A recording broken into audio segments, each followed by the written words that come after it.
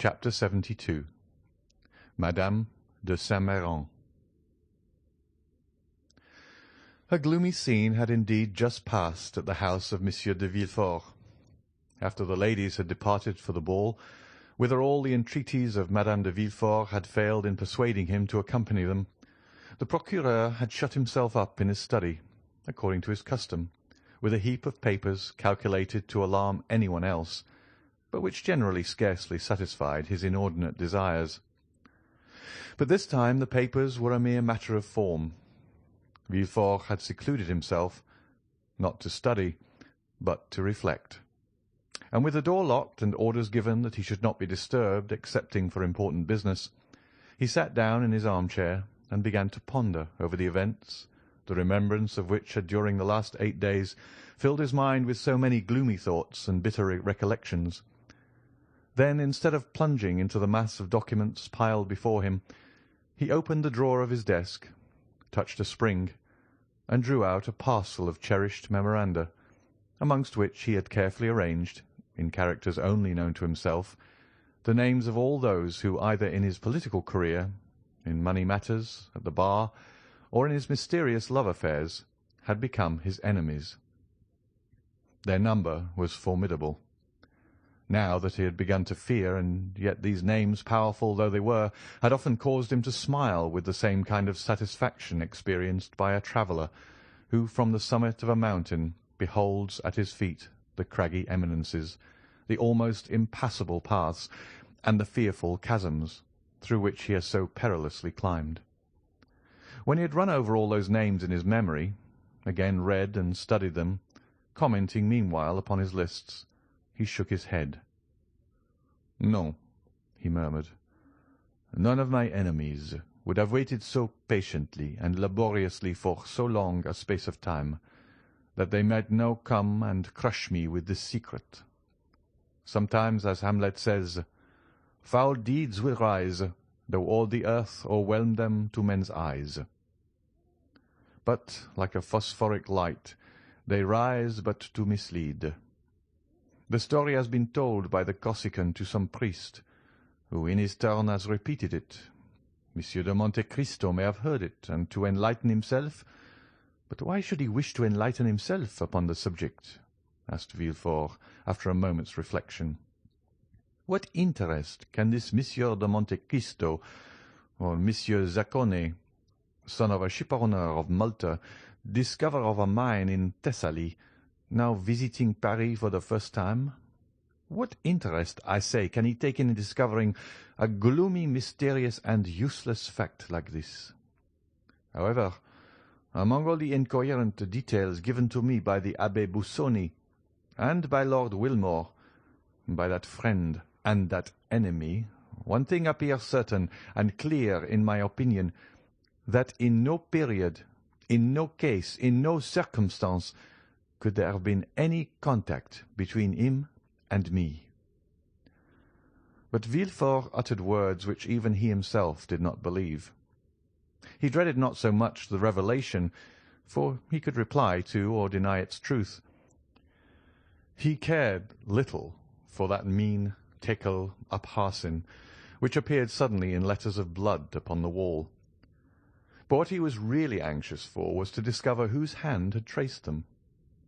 While he was endeavouring to calm his fears, and instead of dwelling upon the political future that had so often been the subject of his ambitious dreams, was imagining a future limited to the enjoyments of home, in fear of awakening the enemy that had so long slept, the noise of a carriage sounded in the yard. Then he heard the steps of an aged person ascending the stairs, followed by tears and lamentations, such as servants always give vent to when they wish to appear interested in their master's grief. He drew back the bolt of his door, and almost directly an old lady entered, unannounced, carrying her shawl on her arm and her bonnet in her hand. The white hair was thrown back from her yellow forehead, and her eyes, already sunken by the furrows of age, now almost disappeared beneath the eyelids swollen with grief. "Oh, sir," she said. "Oh, sir, what a misfortune! I shall die of it. Oh, yes, I shall certainly die of it." And then, falling upon the chair nearest the door, she burst into a paroxysm of sobs. The servants standing in the doorway, not daring to approach nearer, were looking at Noirtier's old servant, who had heard the noise from his master's room, and run there also, remaining behind the others. Villefort rose and ran towards his mother-in-law, for it was she. "Why, what can have happened?" he exclaimed. "What has thus disturbed you? Is Monsieur de Saint-Méran with you?" "Monsieur de Saint-Méran is dead," answered the old Marchioness, without preface and without expression. She appeared to be stupefied. Villefort drew back, and clasping his hands together, exclaimed, "Dead? So suddenly?" "A week ago," continued Madame de Saint-Méran, "we went out together in the carriage after dinner. Monsieur de Saint-Méran had been unwell for some days. Still, the idea of seeing our dear Valentine again inspired him with courage, and notwithstanding his illness, he would leave. At 6 leagues from Marseille, after having eaten some of the lozenge he is accustomed to take, he fell into such a deep sleep that it appeared to me unnatural. Still, I hesitated to wake him, although I fancied that his face was flushed, and that the veins of his temples throbbed more violently than usual. However, as it became dark and I could no longer see, I fell asleep. I was soon aroused by a piercing shriek, as from a person suffering in his dreams, and he suddenly threw his head back violently. I called the valet. I stopped the postilion. I spoke to Monsieur de Saint-Méran. I applied my smelling salts.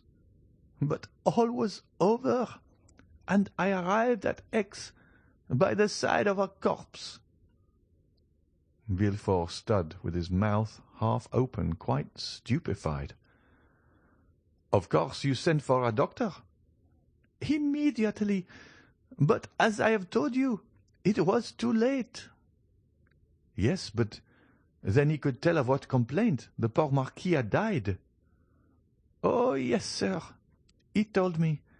It appears to have been an apoplectic stroke." "And what did you do then?" Monsieur de Saint-Méran had always expressed a desire, in case his death happened during his absence from Paris, that his body might be brought to the family vault. I had him put into a leaden coffin, and I am preceding him by a few days." "Oh, my poor mother," said Villefort, "to have such duties to perform at your age after such a blow." "God has supported me through all. And then, my dear Marquis, he would certainly have done everything for me that I performed for him. It is true that since I left him, I seem to have lost my senses. I cannot cry. At my age they say that we have no more tears. Still, I think that when one is in trouble one should have the power of weeping. Where is Valentine, sir? It is on her account I am here. I wish to see Valentine." Villefort thought it would be terrible to reply that Valentine was at a ball, so he only said that she had gone out with her stepmother, and that she should be fetched. "This instant, sir, this instant, I beseech you," said the old lady. Villefort placed the arm of Madame de Saint-Méran within his own, and conducted her to his apartment. "Rest yourself, mother," he said. The Marchioness raised her head at this word, and beholding the man who so forcibly reminded her of her deeply regretted child, who still lived for her in Valentine, she felt touched at the name of mother, and bursting into tears, she fell on her knees before an armchair, where she buried her venerable head. Villefort left her to the care of the women, while old Barrois ran, half scared, to his master, for nothing frightens old people so much as when death relaxes its vigilance over them for a moment in order to strike some other old person. Then, while Madame de Saint-Méran remained on her knees, praying fervently, Villefort sent for a cab, and went himself to fetch his wife and daughter from Madame de Morcerf's. He was so pale when he appeared at the door of the ballroom that Valentine ran to him, saying, "Oh, father, some misfortune has happened." "Your grandmamma has just arrived, Valentine," said Monsieur de Villefort. "And grandpapa?" inquired the young girl, trembling with apprehension. Monsieur de Villefort only replied by offering his arm to his daughter. It was just in time, for Valentine's head swam and she staggered. Madame de Villefort instantly hastened to her assistance and aided her husband in dragging her to the carriage, saying, "What a singular event! Who could have thought it? Ah, yes, it is indeed strange." And the wretched family departed, leaving a cloud of sadness hanging over the rest of the evening. At the foot of the stairs, Valentine found Barrois awaiting her. "Monsieur Noirtier wishes to see you tonight," he said in an undertone. "Tell him I will come when I leave my dear grandmamma," she replied, feeling with true delicacy that the person to whom she could be of the most service just then was Madame de Saint-Méran. Valentine found her grandmother in bed.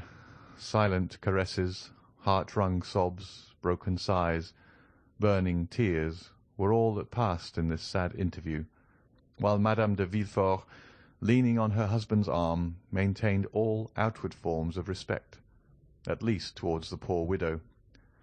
She soon whispered to her husband, "I think it would be better for me to retire with your permission, for the sight of me appears still to afflict your mother-in-law." Madame de Saint-Méran heard her. "Yes, yes," she said softly to Valentine. "Let her leave. But do you stay."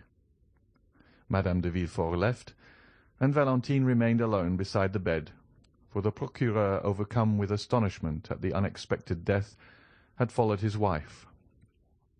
Meanwhile, Barrois had returned for the first time to old Noirtier, who, having heard the noise in the house, had, as we have said, sent his old servant to inquire the cause. On his return, his quick, intelligent eye interrogated the messenger. "Alas, sir," exclaimed Barrois, "a great misfortune has happened. Madame de Saint-Méran has arrived, and her husband is dead." Monsieur de Saint-Méran and Noirtier had never been on strict terms of friendship. Still, the death of one old man always considerably affects another. Noirtier let his head fall upon his chest, apparently overwhelmed and thoughtful. Then he closed one eye in token of inquiry. "Mademoiselle Valentine?" Noirtier nodded his head. "She is at the ball, as you know, since she came to say good-bye to you in full dress." Noirtier again closed his left eye. "Do you wish to see her?" Noirtier again made an affirmative sign. "Well, they have gone to fetch her, no doubt, from Madame de Morcerf's. I will await her return, and beg her to come up here. Is that what you wish for?" "Yes," replied the invalid. Barrois, therefore, as we have seen, watched for Valentine, and informed her of her grandfather's wish. Consequently, Valentine came up to Noirtier on leaving Madame de Saint-Méran, who, in the midst of her grief, had at last yielded to fatigue and fallen into a feverish sleep. Within reach of her hand they placed a small table upon which stood a bottle of orangeade, her usual beverage, and a glass. Then, as we have said, the young girl left the bedside to see Monsieur Noirtier. Valentine kissed the old man, who looked at her with such tenderness that her eyes again filled with tears, whose sources he thought must be exhausted. The old gentleman continued to dwell upon her with the same expression. "Yes, yes," said Valentine. "You mean that I have yet a kind grandfather left, do you not?" The old man intimated that such was his meaning. "Ah, yes, happily I have," replied Valentine. "Without that, what would become of me?" It was 1 o'clock in the morning. Barrois, who wished to go to bed himself, observed that after such sad events everyone stood in need of rest. Noirtier would not say that the only rest he needed was to see his child, but wished her a good night for grief and fatigue had made her appear quite ill. The next morning she found her grandmother in bed. The fever had not abated. On the contrary, her eyes glistened, and she appeared to be suffering from violent nervous irritability.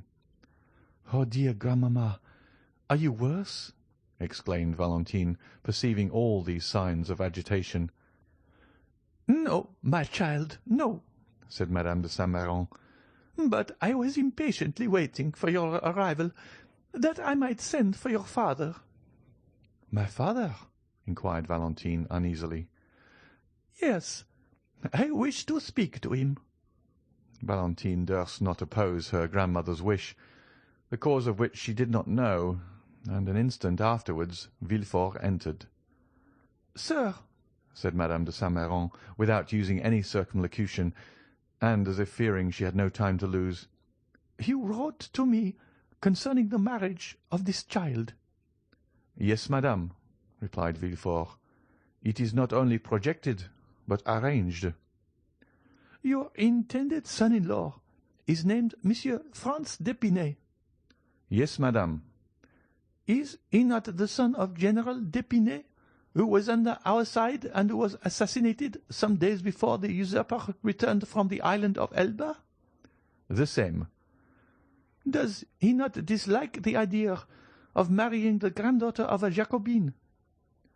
"Our civil dissensions are now happily extinguished, mother," said Villefort. "Monsieur d'Épinay was quite a child when his father died. He knows very little of Monsieur Noirtier, and will meet him, if not with pleasure, at least with indifference." "Is it a suitable match?"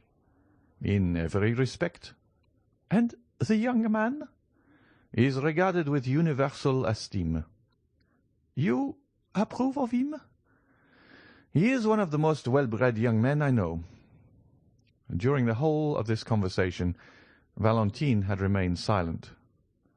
"Well, sir," said Madame de Saint-Méran, after a few minutes' reflection, "I must hasten the marriage, for I have but a short time to live." "You, madame? You, dear mamma?" exclaimed Monsieur de Villefort and Valentine at the same time. "I know what I am saying," continued the Marchioness. "I must hurry you, so that, as she has no mother, she may at least have a grandmother to bless her marriage. I am all that is left to her belonging to my poor Renée, whom you have so soon forgotten, sir."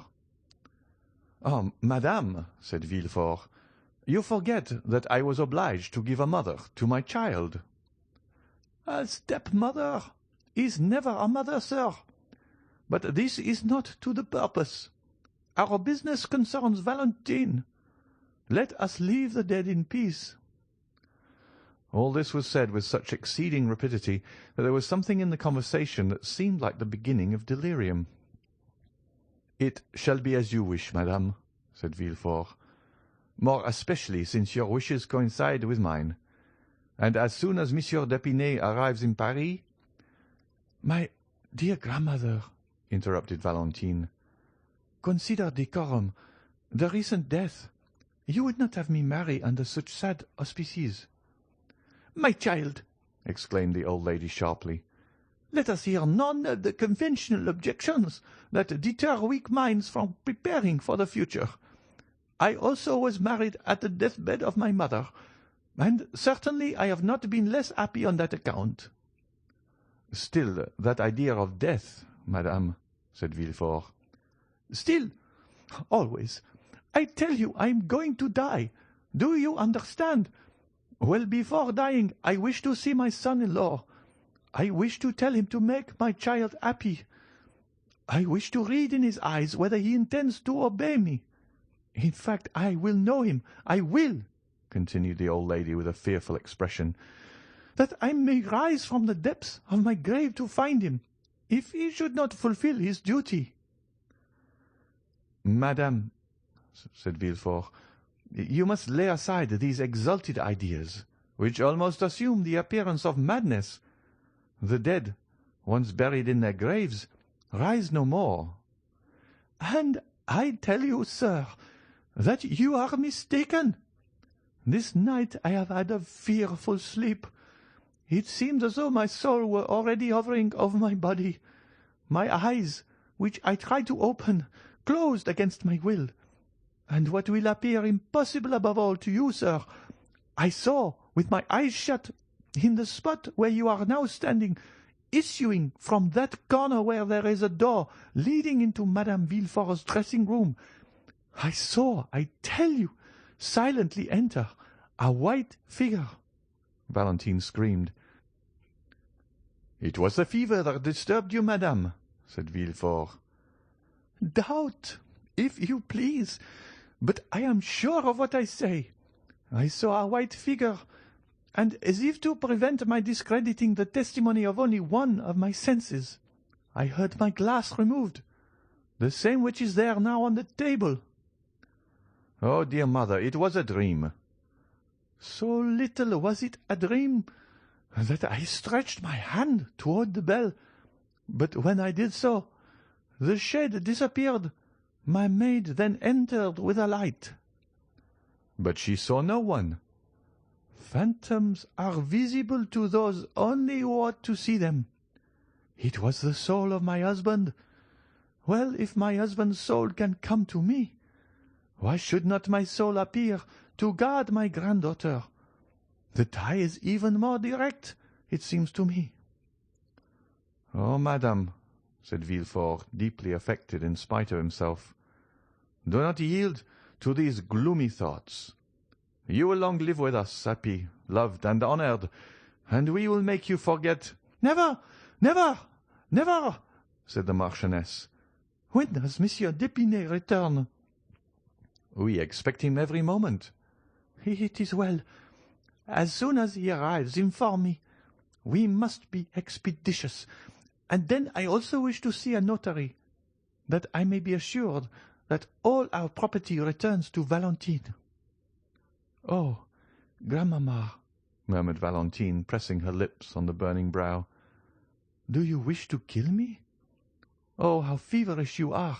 We must not send for a notary, but for a doctor." "A doctor?" said she, shrugging her shoulders. "I am not ill. I am thirsty, that is all." "What are you drinking, dear grandmamma?" "The same as usual, my dear. My glass is there on the table.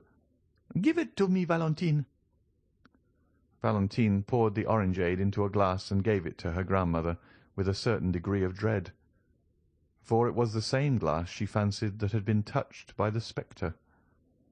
The Marchioness drained the glass at a single draught, and then turned on her pillow, repeating, "The notary, the notary." Monsieur de Villefort left the room, and Valentine seated herself at the bedside of her grandmother. The poor child appeared herself to require the doctor she had recommended to her aged relative. A bright spot burned in either cheek. Her respiration was short and difficult, and her pulse beat with feverish excitement. She was thinking of the despair of Maximilian when he should be informed that Madame de Saint-Méran, instead of being an ally, was unconsciously acting as his enemy. More than once she thought of revealing all to her grandmother, and she would not have hesitated a moment if Maximilien Morel had been named Albert de Morcerf or Raoul de Château-Renaud. But Morel was of plebeian extraction, and Valentine knew how the haughty Marquise de Saint-Méran despised all who were not noble. Her secret had each time been repressed when she was about to reveal it, by the sad conviction that it would be useless to do so, for were it once discovered by her father and mother, all would be lost. 2 hours passed thus. Madame de Saint-Méran was in a feverish sleep, and the notary had arrived. Though his coming was announced in a very low tone, Madame de Saint-Méran arose from her pillow. "The notary!" she exclaimed. "Let him come in." The notary, who was at the door, immediately entered. "Go, Valentine," said Madame de Saint-Méran, "and leave me with this gentleman." "But, grandmamma—" "Leave me. Go." The young girl kissed her grandmother, and left with her handkerchief to her eyes. At the door she found the valet de chambre, who told her that the doctor was waiting in the dining-room. Valentine instantly ran down. The doctor was a friend of the family, and at the same time one of the cleverest men of the day, and very fond of Valentine, whose birth he had witnessed. He had himself a daughter about her age, but whose life was one continued source of anxiety and fear to him from her mother having been consumptive. "Oh," said Valentine, "we have been waiting for you with such impatience, dear Monsieur d'Avrigny. But first of all, how are Madeleine and Antoinette?" Madeleine was the daughter of Monsieur d'Avrigny, and Antoinette his niece. Monsieur d'Avrigny smiled sadly. "Antoinette is very well," he said, "and Madeleine tolerably so. But you sent for me, my dear child.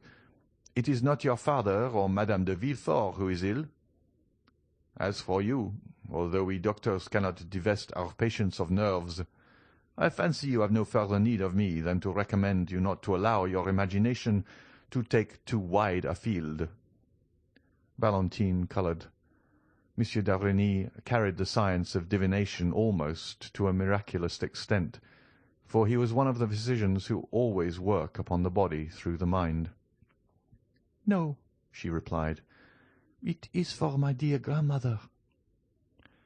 You know the calamity that has happened to us, do you not?" "I know nothing," said Monsieur d'Avrigny. "Alas," said Valentine, restraining her tears, "my grandfather is dead." "Monsieur de Saint-Méran?" "Yes." "Suddenly?"